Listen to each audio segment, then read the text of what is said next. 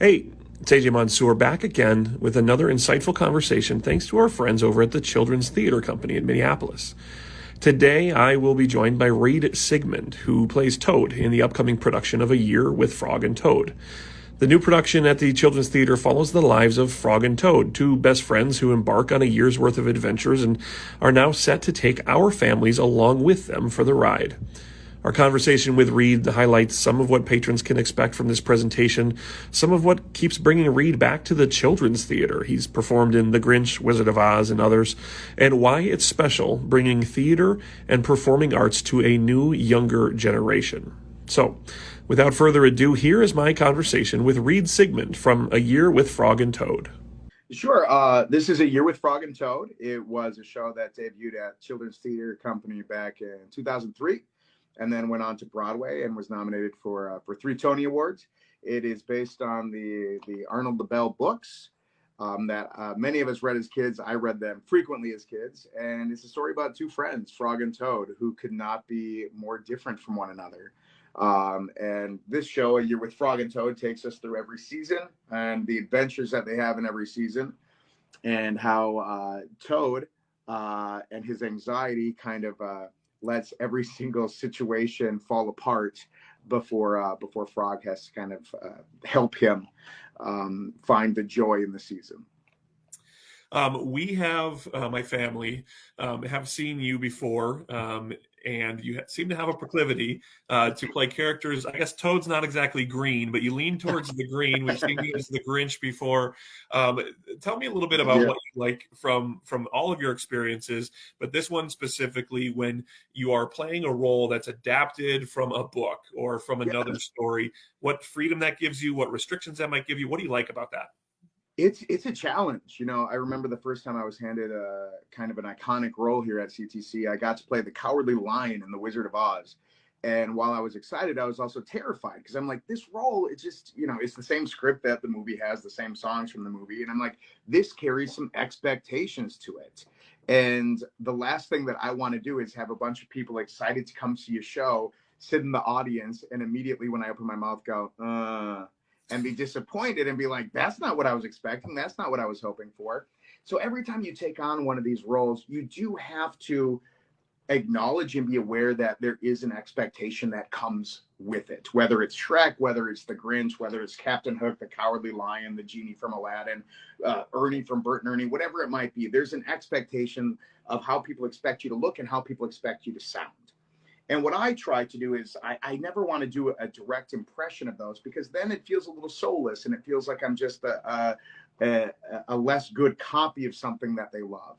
So what I try to do is honor the performance that they're familiar with, do something or have a little nuance in the voice that lets them know, yes, I am aware that this role has been done. I am aware that you love it and it's been done well.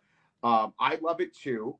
So let's capture the spirit of that, but also allow myself into the character and allow myself into the creative process so that it is not just an imitation, but it is an interpretation. And that's something that's really important to me. It's just, it took me a little while during that initial process to learn to trust myself and be like, yes, this has been done brilliantly, but I still do have a voice that's worth hearing, and trusting that my contribution could be one that was, enjoyed as well. The children's theater obviously caters towards children at the same time, which brings with it a different approach, a different technique, a different awareness that the audience might yell back at you. What would happen if it was a group of adults? What do you appreciate about that and the process of kind of adapting? Again, these are children's stories, but adapting a live action performance to be directed towards kids. Children are the best audience in the world. They really are. And there's so many things that I love about it. And there's so much responsibility that comes with it. I am aware that for a lot of the kids coming to see a show, it's the first show that they'll ever see. And if I stink up the stage or give them something uninteresting, it might be the last show that they ever see. So I do feel like this ambassador who's leading them into the world of theater, and hopefully showing them that it can be as exciting, or hopefully even more exciting than Netflix or the video games that they're playing at home. It's a huge responsibility, but they also they bring an energy that is just absolutely addictive and inspiring. So, you know, you head out on stage and there's 740 kids at a school show screaming when the lights go out. It doesn't matter if I got 3 hours of sleep the night before because I have a cold or whatever. You get out there and you're immediately infused with just like this excitement and this adrenaline. Where you go out there and they really do feed you, and then in turn your energy feeds them, and it creates this beautiful relationship between actor and audience where the energy just keeps building and growing, and the entire experience is thrilling for both. I look at the cast and crew and I see a lot of familiar faces from other children's theater shows. Tell me about the bond that the theater company creates among the group, the faces that you've done performances before, even with Peter Brocious, and you've done a bunch of shows with him in the past as well. It's a gift, you know. I love. There's nothing against working with new actors. That's always a kind of exciting experience as well. But there is a trust in a room that's full of people who you've failed in front of many times. So Peter, Dean Holt, who's another company member who's been my best friend for 24 years. My wife is in the acting company. Jerry Drake's in the acting company, who I've worked with for 24 years and is a dear friend. And the other company member right now, Janelle Rodriguez, she was a performing apprentice 6 years ago. So I've gotten to know her well over that time. And there's just a shorthand where when you're creating something, you can, you know, even in the moment, turn and shoot a look, and there's an eye contact where it's like, okay, I know where we're going with this. You know, with sports, you know, you talk about the relationship between a quarterback and a receiver, where the way they turn the head, the receiver knows exactly where to go and where to find the opening. And it's that way with creating comedy or creating theater. It's like, you shoot that look, okay, I know where we're going. We're going down an exciting path right now. We're breaking away from the script. We're going to see what happens. We're going to lean into this moment and just explore. And it's scary to explore when you're in a room of people where you don't know if you can fail in front of them. If I fall flat on my face with this comedic bit that I'm trying, are they going to give me a second chance? And when you're with people who it's like they've failed in front of you, you failed in front of them, you know, you can take risks and really look for something exciting in them. You know, one of the amazing things about the Children's Theater Company here in Minneapolis is obviously the focal point that it puts on the arts for young kids, exposing them through the shows, creating an environment. When you walk in the door and you go upstairs, you're immediately immersed in activities and music, even in the lobby before you get into the theater. It is something personally that our family really appreciates, you know, exposing our kids to the arts. But it's a really important thing that I think when you mentioned in this conversation, you mentioned sports, you mentioned video games, all the other things that are not bad in and of themselves, but to understand the value that the arts have and to instill that into this younger generation is an important thing. I feel it from you guys on the stage. I feel it from the company. That's a fair thing for me to say that that's a big focus for the CTC. Yeah, thank you. And that is something where it's like, I love theater. And when you look at like the history of the world and where we are right now, in some ways you go, how is theater still alive? You know, seeing a movie, for example, you can sit at home and you can stream it and nobody has to get on their winter boots or their coats. It's cheaper than going to the theater. Parking's easier because you're already home. So it's like, well, why do people come to the theater? And I truly believe, and it sounds like you do too, that the theater provides an opportunity, an experience that you just cannot get anywhere else. There's an energy in the room, the energy between performers, the energy between performers and an audience that you can feel, you can sense, and you cannot get that sensation at home on a couch.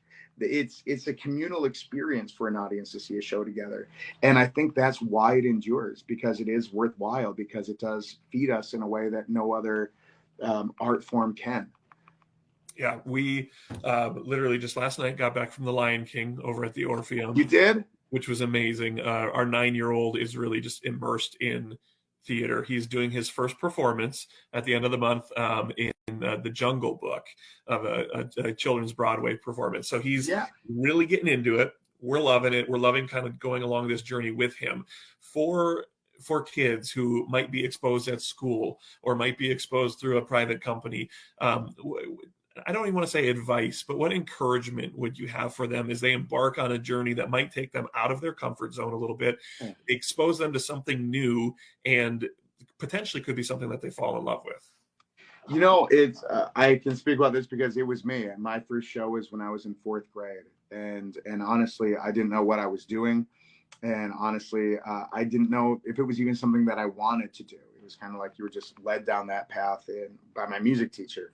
But if it is something that interests you, it sounds like weird advice, but just go for it. You know, it's go out there and be brave, be courageous. I know that's easier said than done. But the hardest part is how to start, and just getting started, just getting your foot into that classroom or into that production or into that audition. That's how it all begins. And don't be afraid to explore and grow and take risks, because that's where progress happens as a performer and as a person. You know, these classes, these shows that students participate in, they do learn how to act. They learn performance skills. But I also truly believe that that's kind of secondary to the other things that they learn throughout a theatrical arts education process. You know, you learn how to communicate, you learn how to collaborate, you learn how to see things from a different perspective, you learn creative problem solving, you grow your imagination, you grow your sense of empathy as you study these characters. And these are all tools that you take out into the world, where you've learned self-confidence, and you've learned how to use your voice literally and figuratively, how to speak for yourself and how to speak up for others who can't speak up for themselves. I could talk about arts education all day and the importance of theater. I just love it. No, I love it, and we appreciate it. What is it? And you might have touched on a piece of this before in one of the other questions. What is it about that keeps you coming back to specifically the children's theater performances? Obviously, I would imagine that you've had opportunities to move on over the years, to do other things, but you just keep coming back to this and blessing us with your skill and your talents and just the passion that you bring to the stage. Thank you. I do it for a couple of reasons. I love it. First of all, it's just fun. I mean, playing the Grinch, you come out here and you put this green makeup on and you put on this green fur and you play a character that you've loved since you were a kid, and you get to hear audience reaction from it, and you get to see kids see the Grinch for the first time and see that entrance. There's something about it which is just fun and fulfilling and exciting every single day. But then on top of that, that sounds a little bit selfish. So you want to do something. You want to have a job where you feel like you're contributing to something, to a greater good, to society, to your community. And I truly believe that going out and telling these stories, especially stories that are so common in children's literature, you're telling stories that matter, and you're telling stories that can make a difference. And if every show you go out there, you connect with one kid who's able to go home and see the world just a little bit differently, or see themselves a little bit differently, and how they belong in this world a little bit more differently and a little more clearly and with a little more confidence or a little more courage, you've made a huge impact that day. So doing something that you love that also could have a tremendous impact on a young person, that's the perfect combination. There's nothing more rewarding than that. Last real question, and then I have a fun one just to close on, because we love the Grinch. We've seen you a couple times as the Grinch. I've noticed, and there's a time and a place for everything when it comes to theater, and including certain pieces. The children's theater seems to always have some sort of facet where they break down the barrier between the stage and the audience, whether it is a collaborative conversation piece or the Grinch walking through the aisles and kind of playing with people's hair, doing those fun sort of things. Is that a strategic thing specifically with a younger audience, or is that just the style of maybe Peter or whoever's putting these things together, just to say, we're going to acknowledge that these people are here, that we're not just doing this with no acknowledgement of them, but they're a part of the show as well? Yeah, that's definitely a Peter Brocious favorite tool to utilize. He does like including the audience, and a lot of directors do who come into this building.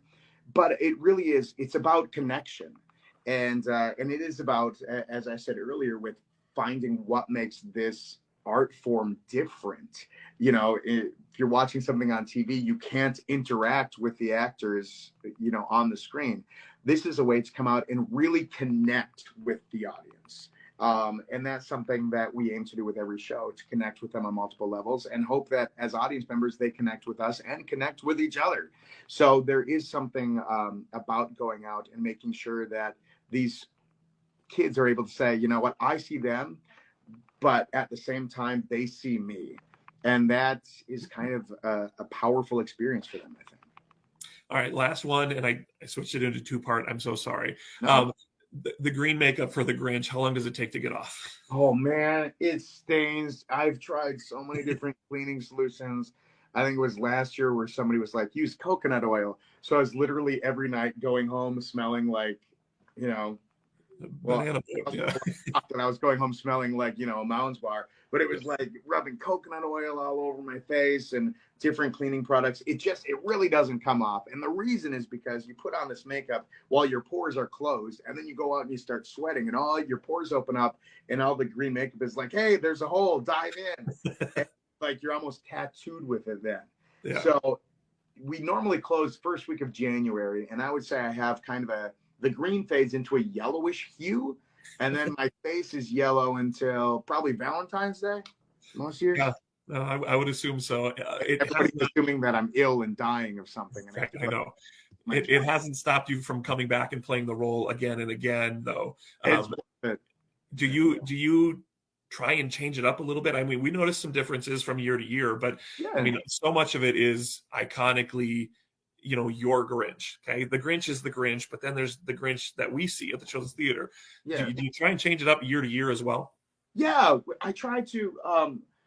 One important thing that I always look at is it's like, well, the world has changed in the past year, so this story should be experienced a little bit differently. Because right now there's another situation in the world where I feel like can relate to this story, and that's the beauty of a really amazing story is like it's relevant always. So what aspect of this story is the most relevant right now? And why does this story need to be told right now? Okay, well, it needs to be told because of this, that, or the other thing. So let's kind of just tweak the performance a little bit to pinpoint that theme within this story. But then also it's always exploring, you know, what comedic moment you might find, what connection you might find. You're working with different actors sometimes. So it's like, well, I don't just want to force my interpretation on them that I did last year. It's like, I need to be open and need to react to what they're giving me. Mm-hmm. So you find new reactions, and there has to be the willingness to explore and grow. I truly believe the second that you feel like you've nailed a performance and you have it perfect is the second that performance dies. So in order to prevent it from dying, I need to remain open, and I need to keep playing, and I need to keep going down a path of discovery. A Year with Frog and Toad opens April 23rd at the Children's Theater Company and will run through June 16th. For tickets and more information, please visit childrenstheater.org today. Thanks a lot and have a great day.